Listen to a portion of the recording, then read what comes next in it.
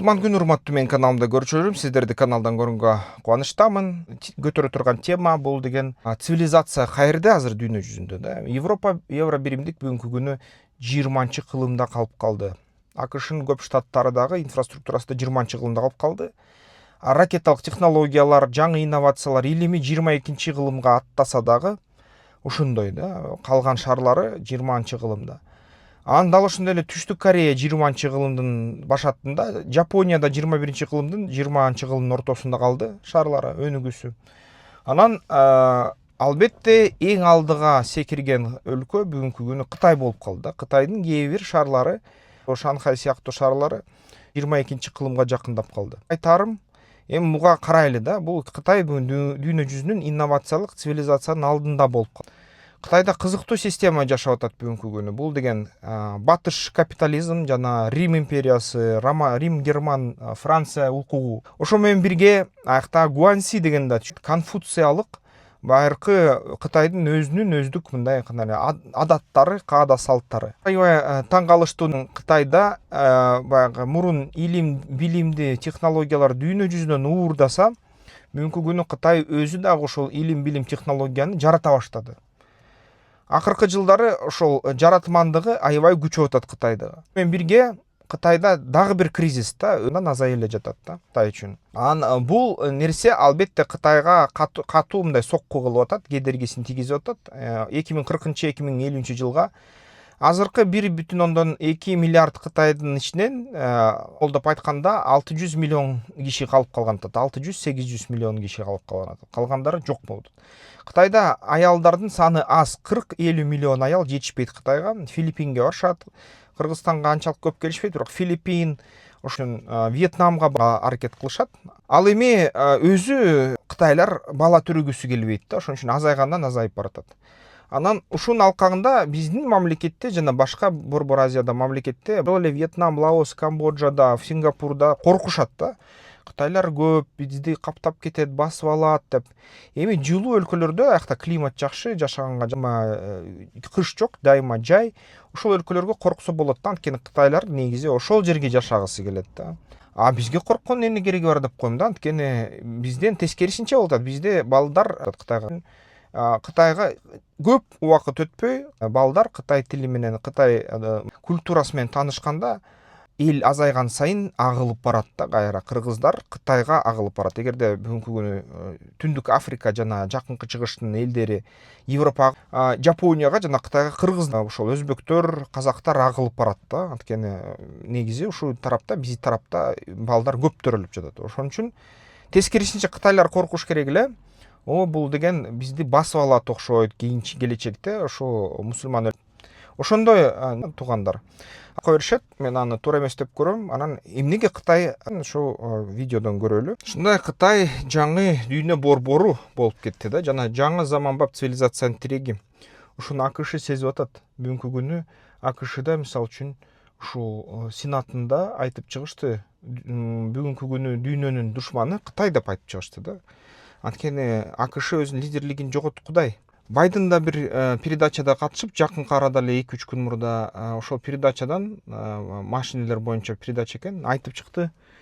Си Цзиньпин айтты, эмнеге силер АКШ ошол өзүңөрдү гегемон деп сезесиңер, деңиздерди эмнеге силер каптайсыңар десе, ошол Байден айтыптыр, биз деген гегемон кылганга мындай ниетибиз жок, биз жөн эле гегемонбуз деп айтышты да. Бирок Кытай бүгүнкү күнү ошол бүт дүйнө жүзүнө, бүт мамлекеттерге, бүт деңиздерге өзү акырындап барып, катышып, кирип, сүзүп жатат. Ошон үчүн бул гегемония күмөн санатат АКШныкы. Ошо бүгүнкү күнү эң чоң тиреш бул АКШнын жана Кытайдын ортосундагы тиреш болуп жатат да. Эмне үчүн Кытай, Корея, Сингапур, Дубай жана Япония ошол 21-кылымдын, 22-кылымдын инфраструктурасын куруп жатат. Ал эми башка өлкөлөр кечигип жатат.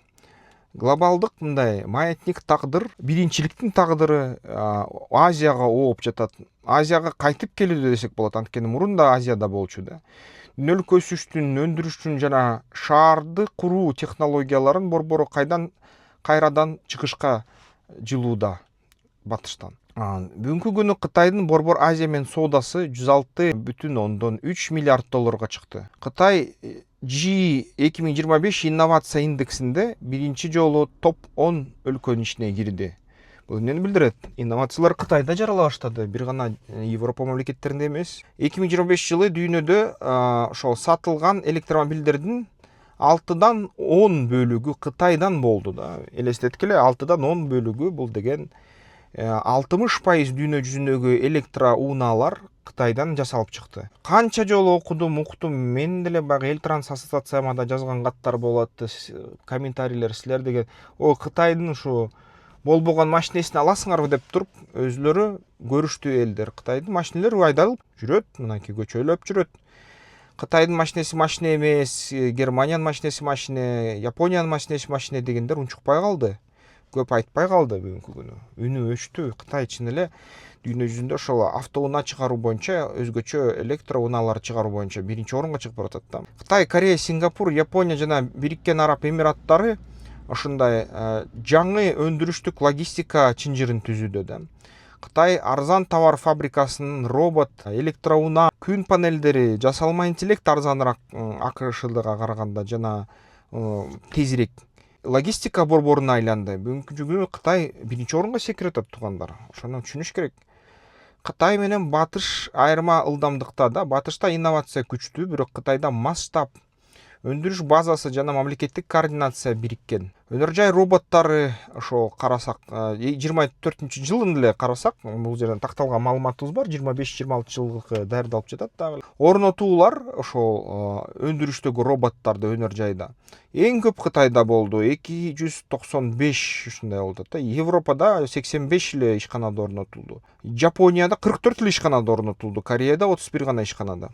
54% дүйнөдөгү ошол жаңы өнөр жай роботтордун үлүшү Кытай. Жарымдан көп, 54% элестеткиле, туугандар. Компартия айтты, элибиз карып атат, жаштарыбыз бала төрөбөй атат, анда биз роботторго таянабыз деп туруп, роботтор жасай башташты. Анан кийин дагы ушул адам өстүрүү технологияларын да колдонобуз дешти, бирок азыр ага убакыт жете элек дейт. Ким билет, балким клондорду өстүрүш. Ошол Жылдыздагы согуштар деген, Звездный войн деген кинону көргөндөр клон фабрикаларын көрсө керек да. Ошондой клон фабрикалар кийин ачылып кайра элин көбөйтөбү же роботтор менен иштешеби. 3,61 триллион доллар бүгүнкү юань, доллар менен эмес, юань менен караганда Кытайдын ошол илимий, инновациялык, кайра иштетүүчү, кайра ойлоп табуучу ушундай багытка жөнөтүлөт. Бүгүнкү күнү Кытай эң көп акчаны кетире баштады да ошо жаңы технологияларга, инновацияларга. Кытай түшүндү. Биздин ата-бабаларыбыз кичине түшүнгөн жок. Биз да түшүнгөн жокпуз, туугандар. Бизде неокр 0,3% эле кетет да. Неокр бул деген гранттар да, мындай мамлекет акча берет окумуштууларга, ойлоп тапкычтарга, табышкерлерге, илимпоздорго акча, кайтарымгылыс акча, сенин ошол акчаны иштетип базарга жарай турган ойлоп табууларыңарды, ойлоп табууңду жаса дагы бер прототипти. Ошону майын чыгар. Анан майын чыккандан кийин биз дагы акча беребиз, аны өндүрүшчүлөргө, ишкерлерге беребиз. Өндүрүшчүлөр, ишкерлер ошол сенин ойлоп тапканыңды миллиондогон даанасын жасап дүйнө жүзүнө сатат. Муну илимий гранттар же болсо неокр деп коет да, неокрга чыгымдар деп айтылат. Бизде ушул чыгымдардын үлүшү 0,3 эле пайыз ички продукциядан. Кытайда болсо бул деген бир топ да, 3 триллион юань да, 3 триллион юань элестеткиле. Кытайлар түшүнүп, биз түшүнө элекпиз. Биз түшүнсөк, бизде ички продукциясынын 20%, Кытай түшүндү, биз түшүнө элекпиз. Биз түшүнсөк, бизде ошол 20% ички продукциябыздын акчасы же мамлекеттик бюджеттин 30-40% ошол неокрга кетмек. Биз анда илимпоздорду, технологдорду, жаңы мындай илимий адамдарды тарбияламакпыз, грант берип. Алар болсо укмуштуудай нерселер жасай баштамак да. Коррупция айланасында болмок сөз. Биз баягы эле кичине ошого малынабыз. Кытай деле малынып атат ошого, АКШ деле малынып атат. Коррупция бар илимпоз чөйрөсүндө. Бирок аябай чоң өсмөкпүз. Кытай ошону түшүнүп туруп, ошол 3 триллион юаньды ушул неокрга ыргытып жатат. юаньдын курсу 1 сом 12 юань. Анын технологиялык лидерликти стандартты Кытай коюуда бүгүнкү күнү. Кытай жөн гана чыгаруучу эмес, ал жашыл энергия, электроунаа, робот, жасалма интеллект, санариптик тармактарда глобалдык күн тартибин түзүүдө. Булар деген мындайын айтканда илимди батыштын колунан жулуп алып атышат да. Булар деген батыштын лидерлигин жыгытып атышат. Булар биздин кошуна, боордошубуз. Биз булардан коркуп жатабыз да. Биз булар менен иштешкенден уялып жатабыз. Кыздарыбыз карын катнаш түшсө өтө уялып, мындай жаман сезебиз өзүбүздү. Бирок биз түшүнүшүбүз керек туугандар, бул деген укмуш өлкө, биз деген булар бизди согуш менен басып албайт, экономикалык жактан басып алышы ыктымал карыз берип атып. Бирок булар менен үйрөнсөк булардан, пайгамбар айтты эле, илим издесең Кытайдан да изде деп. Биз деген булардан да илим издешибиз керек да. Өзүбүздү сактап, улутубузду сактап, өзүбүздүн кыргыз экенибизди сактап, тилибизди, үрп адатыбызды сактап, ошо менен бирге илимибизди, мээбизди, технологиябызды, жашап аткан чөйрөбүздү Кытайлардын технологиясы менен кошо иштешибиз керек да, мындай өрчүтүшүбүз керек. Анан албетте кичине атаандаш да керек, Кытайдан үйрөнүп, Кытай менен да атаандаш керек да. Атаандашсыз өрчүү болбойт туугандар. Ушул 13 миллион 2025 жылы Кытайда сатылган электромобилдердин саны. 53% Кытайдын жаңы авто сатууда электромобилдер, электрооунаалар үлүшү да 25 жылда дүйнө жүзү боюнча. Жана 54-55% да, мындай айтпадым беле. 60% 24 жылы бул деген күндүн ошол күн батареяларды, панелдерди кубаттуулугун глобалдык үлүшү Кытайда. Элестетип келет, бүгүнкү күнү дүйнөдө 60% жашыл энергия күн батареялардан түшкөн. Кытайда өндүрүлөт туугандар. Кытайда ошо энергия табылат да, кармалат. Анан номер 1 патент технология чыгарым жана өндүрүш масштабы боюнча өсүп жаткан борбор деп эсептесек болот. Жаңылышпайбыз ушу менен. 2025 жылы Пекинде дүйнөдөгү алгачкы humanoid robot 4S Store ачылды. Бул деген булар роботту сатып атышат. Сатуу, сервис, бөлүк, баягы запчасттар. Жана колдонуучу сценарий бир жерде да. Гуманоид роботтор, гуманоид деген бул адамга окшош деген да. Human деген сөздөн, адам деген сөздөн. Дагы чектелүү, көп жерде пилоттук мындай тестирлөөдөн өтүүдө, жаңы эле үйрөтүлүп жатат. Тренинг жана демонстрация стадиясында, бирок рынокко чыгуу ылдамдыгы айыбдан жогору да. Ошол 150дөн ашык робот, World Robot Mall көргөзмөсүндө продукт катары көрсөтүлгөн, сценарийлер көрсөтүлгөн. 4000 метр квадрат робот үчүн S шоурум форматында ачылган Кытайда. 500дөн андан ашык Пекиндеги 25 жылда Humanoid Robot Games катышкан роботтор 500дөн ашык болду. Ошол турмуштук роботизация келечек дүкөнгө түштү. Бүгүнкү Кытайда роботтор күнүмдүк сервистин бир бөлүгүн болуп баратат да. Кофе жасайт сага, аймакты тазалап берет, жеткирет жүктөрдү. Орусияда да аны кеңири колдоно башташты. Карыларга жардам берет, тейлейт да, дарыларын ичиргизип, тургузуп, отургузуп, шоурумдардан сатууларды жасашат. Робот баристалар пайда болду, робот курьерлер пайда болду. Анан үй жардамчылары пайда болду. 22-кылым бул фантастика эмес болуп калды. Бул коммерциялаштырууну базарга чыгаруунун жаңы этабы болуп атат Кытайда. Реалдуулук, роботтор баардык үйдө эмес, бирок баасы арзандап, анын колдонууга болгон жөндөмдөр көбөйүп жатат да, көбөйгөндөн көбөйүп жатат. Негизги артыкчылык Кытай роботту лабораториядан рынокко тез чыгарат да. Мисалы үчүн АКШда, Boston Dynamics'те, Figa One, Optimus деген роботтор чыгып атат. АКШ дүйнө жүзүндө алды да ушуну ойлоп табуудан. Бирок алар деген аны өндүрүп базарга жеткиргенге чейин жылдар өтүп атат. Кытайлар ушу айырманы 1-2 жылга чейин кыскартып жатышат.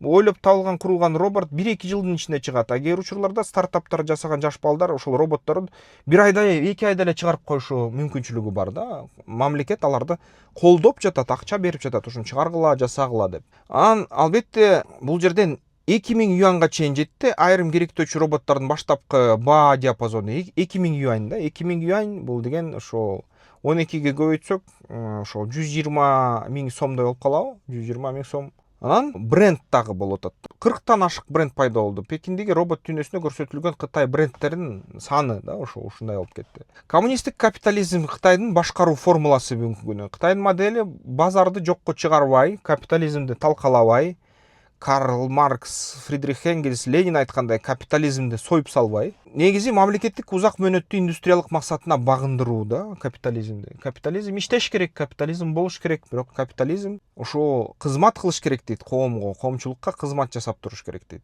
Анан стратегиялык ушундай электроунаалар, жасалма интеллект, робот, чип, жашыл энергия планында коюлган, мамлекеттик план менен иштетилет. Капитал рынокто экспорт, стартап, венчур өндүрүш толугу менен колго алат, кадимкидей эле ишканалар. А масштаб болсо шаарлар, заводдор жана керектөө базасы ушу компартиянын мындай буйругу менен кээ учурларда бир аймак, бир область, бир түр товар чыгарат да. Ошентип масштабтуу жардам менен булар деген ушунчалык катуу өндүрүштүк жөндөмгө ээ болушат. Адам укуктары бузулат кээ учурда. Экономикалык укуктар бузулбайт эч качан Кытайда. Адам укуктары бузулса бузулат, экономикалык укуктар бузулбайт. Бирок аркасынан кайра карасак, ошол адам укуктары кайра жогорку деңгээлде болуп калат. Анткени адам укуктары, адам өзү бул экономикалык нерсе да. Экономикалык мындай адам жейт, ичет, уктайт, кийинет.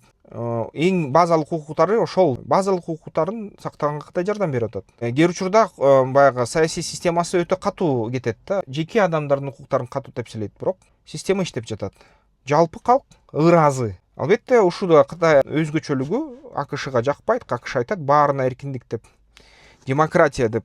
Ал да жакшы. Негизи дүйнө жүзүндө эки система тең иштегени жакшы экен да. Аралашып жалпы адамдын укуктарын сактап, бирок жалпы капитализмди сактап, бирок экономикалык эркиндикти жөнгө салып, биринчи орунга коюп, анан ошол кайра эле жыйынтыкты алганда кайра эле ошол элге кызмат кылуу, кайра эле ошол экономикалык жетишкендиктерди элдин кызматына салуу. Ушундай нерсе өзүн жакшы көрсөтүп жатат да дүйнө жүзүндө. Анан баланс маселелери, АКШ саясаты бизнес басып алуу мүмкүн. Кытайда саясат жеке сектордо ашыкча кыса алат, жакшы башкаруу экөөнүн ортосун табуу да, ошол маселе болуп жатат. Санариптик башкаруу, тартип серис жана чоң суроо болуп жатат. Социалдык рейтинг деген нерсеси бар да. Ал тууралуу чоң жаңылыштык.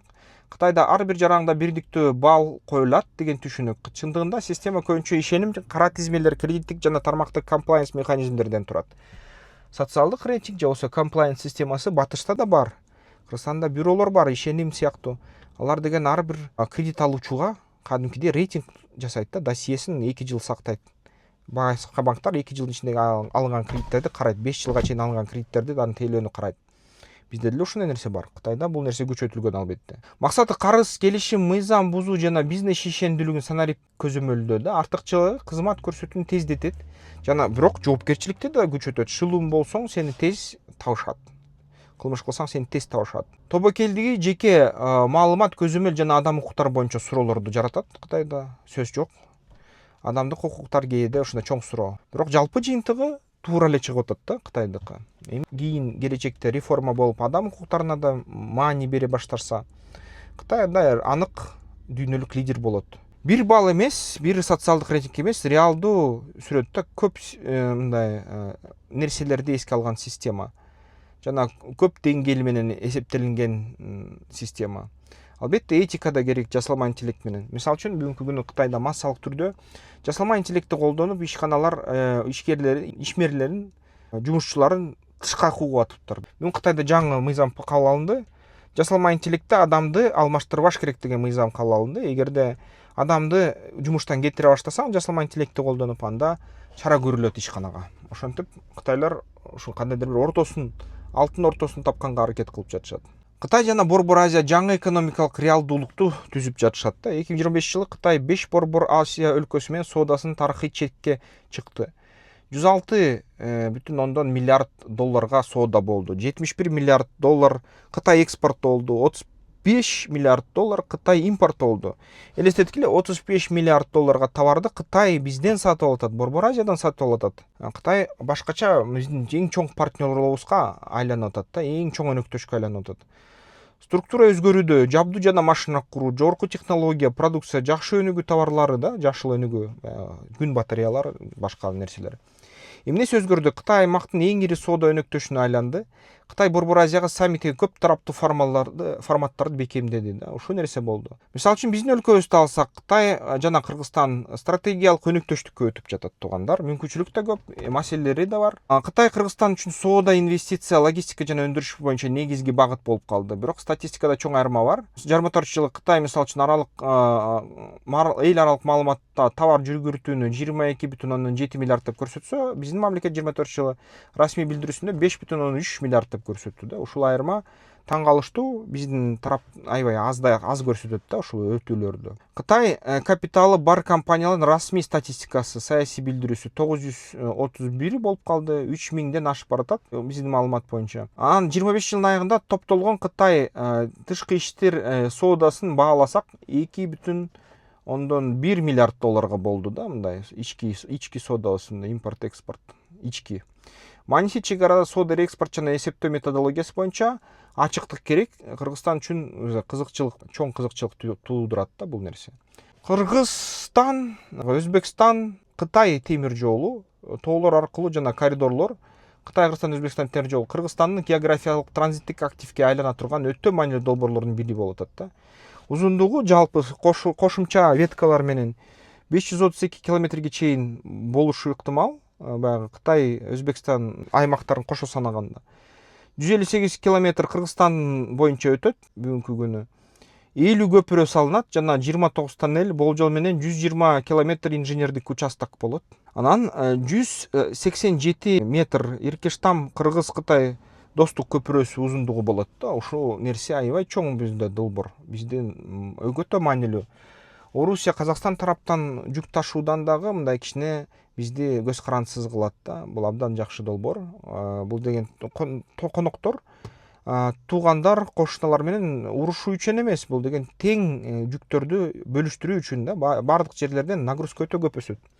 Аны тең бөлүштүрүш керек да, ошондо бул бизге жардам берет. Жыйынтык жаңы цивилизациянын өзөгү, масштаб Кытай жана Азиянын алдыңкы шаар мамлекети келечекте идеология катары эмес, инфраструктура, завод, робот жана сервис катары курулуп жатышат да. Кытай батыштын 100 жылдык индустриалдык жолун бир нече 10 жылдыкта өтүп, эми стандарт коючу глобалдык оюнчуга айланды. Европа жана АКШ дагы эле технологиялык борборлордун катарында турушат. Бирок Кытайдын артыкчылыгы тез коммерциялаштыруу жана масштабка тез чыгаруу болуп жатат. Бул Кытайды биринчи орунга коюп атат кайра. Кыргызстан үчүн сага Кытай менен байланышты тереңдетишибиз керек. Инфраструктура, экспорт сапаты, статистикалык ачыктык жана улуттук кызыкчылыктар тең жүрүшү керек. Биздин өзүбүздүн улутубузду сакташыбыз керек, жерибизди, мамлекетибизди. Бирок ошо менен бирге Кытай менен да иштегенге үйрөнүшүбүз керек. Дос болушубуз керек. Өнөктөш болушубуз керек. 21-22 кылымда робот, жасалма интеллект, электродалар, санарип шаарлар. Кыргызстан транзит эмес, өндүрүш жана экспорт түйүнү айланыш керек да. Биз деген товарларды Кытайдан ташып башкаларга сатпай, өзүбүздө өндүрүшүбүз керек. Балдарыбызды Кытай университеттеринде окутушубуз керек да. Кытайга жеткиришибиз керек. Инвестицияларыңыз сак болот. Коркпогула. Синофобия Кыргызстанда жок. Бирок биздин да мыйзамдарыбыз бар, эрежелерибиз бар, аларды да сактайгыла деп ушундай чечимге келишибиз керек. Ошондой туугандар, кандай деп ойлойсуздар? Бул пикирге кошуласыңарбы, кошулбайсыңарбы? Комментарийлерден жазып койгула. Ой толгоолоңуздарды жана башка карама каршы пикириңиздерди, же болбосо колдоо пикириңиздерди. Сиздер менен Искендер Шаршеев болду. Саясаттануучу, экономист жана бизнес пландоо боюнча адис да, эксперт. Сиздерге бизнес план же ТО керек болсо, 3 тилде кыргызча, орусча, англисче жазып беребиз, сапатын мыкты кылып беребиз. Бул инвестиция тартканга жардам берет, жол көрсөтөт, мындай консультация бар ичинде. Ошо бизнести кантип өнүктүрүүгө, кантип аны чоңойтууга. Жана инвесторлор, эл аралык фонддор, банктар ушундай бизнес план сурай берет да, ТО сурай берет. Мамлекет да сурайт жер тилке бериш үчүн. Ошон үчүн ишкер болсоңуздар, бизнес план керек болсо жазыңыздар.